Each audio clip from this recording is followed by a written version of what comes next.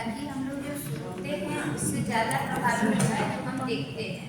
तो इस वीडियो के माध्यम से ये बताया गया है कि किस प्रकार महिला की भागीदारी ग्राम सभा में आवश्यक है और उनकी योजनाओं को हम लोग किस प्रकार चयन कर सकते हैं। साथ ही इसके माध्यम से ये भी बताया गया है कि किस प्रकार ग्राम सभा को हम लोग आकर्षक बना सकते हैं, लोगों को इसमें आने के लिए जागरूक कर सकते हैं, प्रेरित कर सकते हैं। साथ ही इस वीडियो के माध्यम से महिलाओं से संबंधित योजनाओं को चयन के विषय में भी विस्तार रूप से बताया गया है। हमारा ये उद्देश्य रहेगा कि हमारी योजना जो महिला सभा से चयन करा रही है तो उसमें महिलाओं की आवश्यकताओं को हम लोग विशेष रूप से ध्यान रखें और ऐसी योजना का चयन करें कि जिससे हमारे महिला वर्ग का उत्थान हो सके, महिलाओं की समस्याओं का समाधान हो सके, महिलाओं को रोजगार सबसे प्राथमिकता है। जो मैं बार बार कह रही हूँ कि आत्मनिर्भरता सबसे पहली सीढ़ी है कि हम लोग विकास के कदम को बढ़ाते हैं और आत्मनिर्भर होने के लिए शिक्षित होना आवश्यक है। और इसके अलावा सरकार की बहुत सारी ऐसी योजना चलती है, आज हर क्षेत्र में महिलाओं को प्राथमिकता दी जा रही है।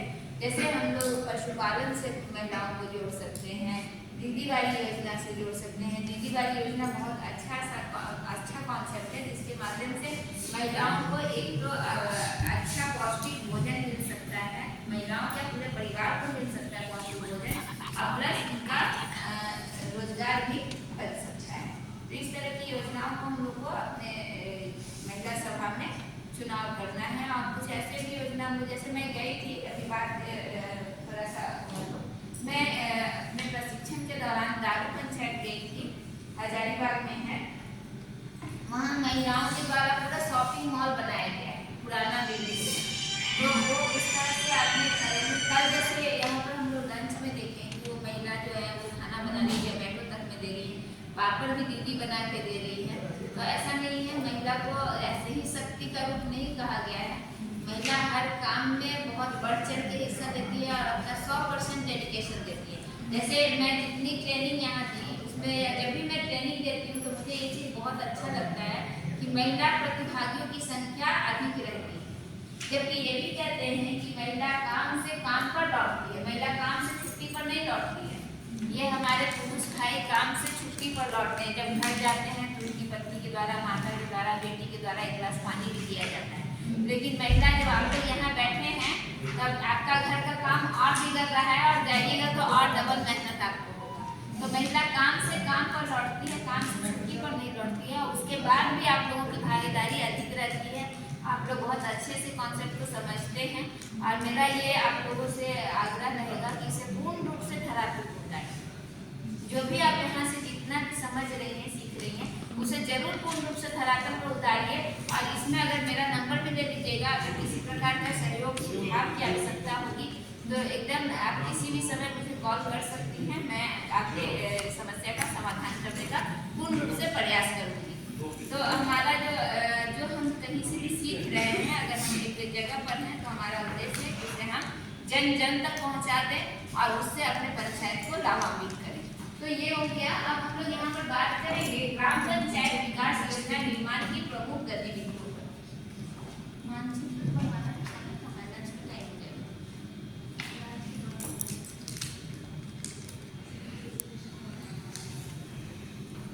ग्राम पंचायत विकास योजना निर्माण की प्रमुख गतिविधियां। जिस प्रकार हम लोग गतिविधि देखे बाल सभा के लिए, महिला सभा के लिए, उसी प्रकार हम लोग अब ग्राम पंचायत की जो योजना है, जो जीपीडीपी है, उसे किस प्रकार से स्टेप बाय बनाएंगे वो हम लोग यहाँ पर देखेंगे। पहला क्या है, ग्राम पंचायत द्वारा थीम विषय का पूर्वावलोकन अथवा नए थीम का निर्धारण। जो एक ग्राम सभा हुआ होगा आप लोगों का, भी हो गया होगा दिसंबर में, तो वो उसमें हम लोगों को क्या करना था, थीम का चयन करना था। हमें अपने ग्राम सभा में यह बताना था कि पिछले वर्ष किस थीम का चयन किया गया था और उस पर हम लोगों ने क्या काम किया, और उसके बाद इस वर्ष हम लोग किस थीम का चयन कर रहे हैं और उस पर क्या काम करेंगे, इस बात को हम लोगों को ग्राम सभा में बताना था। और उसके बाद सर्वसम्मति से थीम का चयन करना कि किस थीम की आवश्यकता है हमारे पंचायत में, उसका चयन करना था। तो ये हम लोग थीम का निर्धारण करेंगे, पुराने थीम का पूर्वावलोकन करेंगे। दूसरी गतिविधि है जो उसी ग्राम सभा में किया गया था, ग्राम पंचायत सहस्त्रता ग्राम सभा में हम लोग सहजकर्ता दल की टीम का भी गठन किए थे कि सहजकर्ता दल में हमारे पंचायत से कौन कौन से सदस्य रहेंगे जो इस योजना की तैयारी में अपने पंचायत में योजनाओं को चुन कर लाएंगे। ये हम लोग का जो पहले ग्राम सभा हो चुका है उसमें ये दोनों काम हम लोग का हो गया है। पुराने थीम पर पूर्वावलोकन, थीम का निर्धारण और सहजकर्ता दल का गठन, ये हम लोग पुराने जो पहले ग्राम सभा हुआ उस पर कर चुके हैं। तीसरी गतिविधि है ग्राम पंचायत स्तरीय सहजकर्ता दल का प्रखंड स्तरीय विषयवार प्रशिक्षण जो अभी हो रहा है। ये 3 काम हम लोग 3 विषय पर कर चुके हैं। पहला क्या है, पिछले साल का थीम पर बात किए, क्या हुआ था, किस थीम का चयन हुआ था, उस पर क्या काम किए। इस बार हम लोग किस थीम का चयन किए और किस वजह से किए और उस पर क्या काम करेंगे। उसके बाद सहजकर्ता दल में कौन कौन से सदस्य होंगे, ये ग्राम सभा में चयन होता है। उसके बाद इसका हम लोग जो चयन सदस्य हैं उनका प्रशिक्षण। उसके बाद चौथी गतिविधि है जीपीडीपी के द्वारा जीपीसीसी का 1 दिवसीय उन्मुखीकरण कार्यशाला एवं संसाधन लिफाफा तैयार करना। अब जीपीसीसी पे कोई कुछ बताएंगे, जीपीसीसी की बैठक क्या है?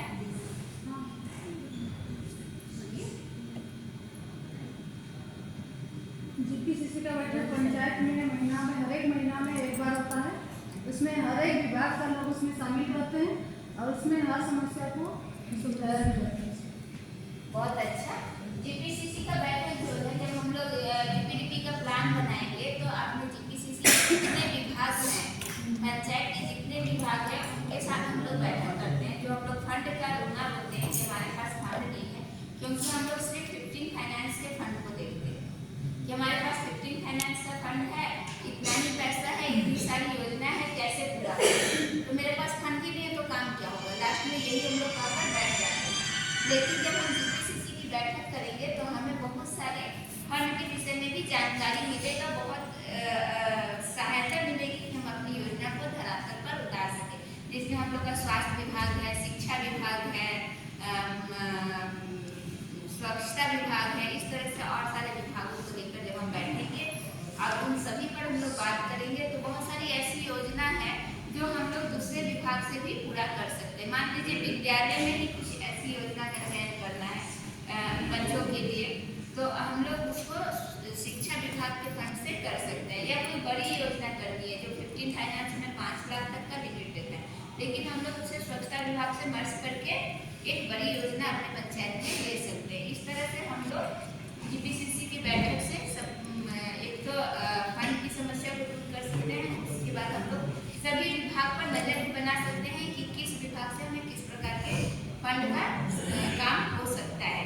साथ ही जो टेली मेडिसिन के विषय में कल हम लोग बात किए थे, जो स्वास्थ्य विभाग में है, उस स्वास्थ्य केंद्र में आप एक स्क्रीन के माध्यम से अपने गांव में एक स्क्रीन लगा सकते हैं, जिससे आप एक बड़े डॉक्टर से कंसल्ट करके और गांव के लोगों को उससे उपचार करवा सकते हैं वीडियो कॉन्फ्रेंसिंग के माध्यम से और उनका स्वास्थ्य में सुधार कर सकते हैं। तो ये सब योजना हम लोग स्वास्थ्य विभाग से भी ले सकते हैं। कल मैं एक और बात जो बताई थी, वो जो आप लोग बोले कि मुझे जानकारी नहीं है, नशा के लिए एक टैबलेट आता है जो तंबाकू वगैरह को छोड़ने के लिए। तो इस सब तरह की जब हम लोग बैठक सभी के साथ करेंगे तभी हम लोग सभी विषय को जान पाएंगे कि किस तरह से हम लोग किस विभाग से काम कर सकते हैं। तो चौथी गतिविधि जो है वो हम लोग जीपीडीपी के प्लान कर रहे हैं, जीपीसीसी के साथ बैठक करेंगे और संसाधन लिफाफा क्या है, संसाधन क्या है, कई लक्ष्य तक पहुँचाने वाला साधन।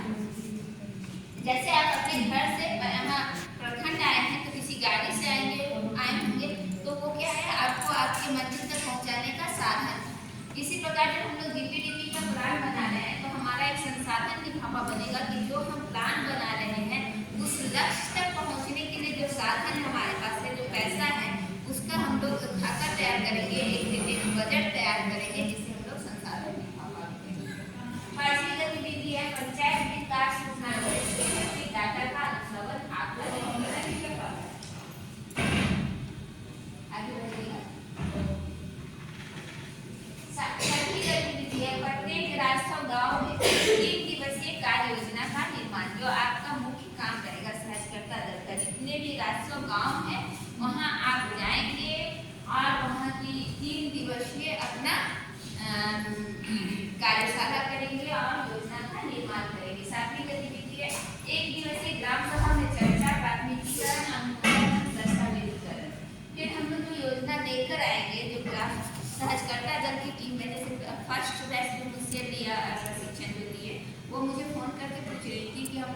शुरुआत कैसे करें। तो शुरुआत में क्या करना है, आप अपनी टीम के साथ बैठिएगा पंचायत सचिवालय या अपने सुविधाजनक स्थान पर, और वहाँ पर बैठ करके अपनी थीम पर चर्चा कर लीजिएगा। पिछले साल की थीम पर चर्चा कर लीजिएगा। किस क्षेत्र में जा रहे हैं, वहाँ को लोगों को किस प्रकार से जागरूक करना है और वहाँ की योजनाओं को चुनकर लाना है। तो इस पर बात कर लीजिएगा। और जब आप लोग सभी योजना को चुन कर ले आइएगा, किस मोहल्ले में पानी की आवश्यकता है, किस मोहल्ले में शौचालय की आवश्यकता है, कहाँ पर राशन कार्ड बनाना है, कहाँ पर पेंशन योजना जोड़ना है, तो फिर हम लोग ग्राम सभा के माध्यम से 1 दिवसीय ग्राम सभा होगा, उसमें उसको प्राथमिकीकरण क्या होता है। प्राथमिकीकरण होता है कि मान लीजिए हम जब सहस्त्रता दल की टीम जब जा रहे हैं तो हमें 4 सड़क के निर्माण का योजना मिला है और वो चारों अलग अलग गाँव में है। तो इसमें से पहले सबसे सर्वप्रथम हम लोग किस सड़क का निर्माण करेंगे, तो उसकी जरूरी है, तो वो हम लोग ग्राम सभा में ही पारित करते हैं कि प्राथमिकीकरण किस योजना का सबसे पहले होना चाहिए। वो हम लोग ग्राम सभा के माध्यम से करेंगे। 8वां है योजनाओं को व्यवस्थित करना, खर्च का अनुमान, विभागीय अभिसरण एवं काम लागत और बिना लागत की योजनाओं को चिन्हित करना। तो हम लोग ये जो योजना चुनकर लाएंगे और जो जिसका प्राथमिकीकरण हो गया, तो अब वो योजना किस विभाग से होना है उसे हम लोग चयन करेंगे। कौन स्वच्छता विभाग से होगा, कौन शिक्षा विभाग से होगा, कौन स्वास्थ्य विभाग से होगा, कौन हमारा 15 फाइनेंस में होगा, कौन टाइट होगा, कौन अनटाइट होगा। इस तरह से सभी विभागों से हम लोग उसका चयन कर लेंगे कि किस विभाग से कौन योजना होगा। इसके अलावा जो है बोली कि उसके खर्च का भी अनुमान कर लेंगे कि किसमें हमारे पास मान लीजिए 5 लाख रुपया है तो किस योजना में कितना खर्च होगा, एक अनुमानित राशि होगा। उसके बाद विभागीय मिश्रण, इसके बाद हम लोग ये देखेंगे कि कुछ ऐसी योजना है जो बहुत कम लागत की है या फिर कोई ऐसी योजना है जिसमें हमें खर्च नहीं है, जो बिना लागत की योजना है। जैसे मैं अभी बात कर रही थी, जो हम लोग जागरूकता अभियान की बात किए, स्वच्छता अभियान की बात किए, खुद सफाई करेंगे, खुद लोगों को प्रेरित करेंगे, नशा मुक्ति के प्रति प्रेरित करेंगे, भ्रूण हत्या को रोकने के लिए बात करेंगे, परिवार नियोजन पे बात करेंगे, महामारी में होने वाले जो गंदगी है वो सब के प्रति लोगों को जागरूक करेंगे, किस प्रकार से हम लोग साफ स्वच्छ रहिए, बहुत बड़ी बीमारियों से बच सकते हैं। तो इन सब के लिए जो आप योजना लीजिएगा, इसमें कोई लागत नहीं देना, लेकिन लीजिएगा जरूर। और इन सभी योजनाओं को भी अलग हम लोग चयन करेंगे कि कौन सी योजना बिना लागत की है, या फिर जो बम्बू से जो बांस से घेरा का निर्माण होता है, जिसमें प्लास्टिक को एकत्रित किया जाता है, कल मैं बता रही थी, तो वो बहुत कम लागत की योजना है। इस प्रकार की योजनाओं का हम लोग अलग अलग चयन कर लेंगे इसका। उसके बाद में विशेष ग्राम सभा पालन योजना का समेकन एवं अनुमोदन, जब हम लोग वहाँ से पारित हो गया, विभाग का हो गया, फिर उसके बाद विशेष ग्राम सभा होगा। उसके बाद 10वां स्टेप है कि ग्राम स्वराज में उसे चढ़ा देना है।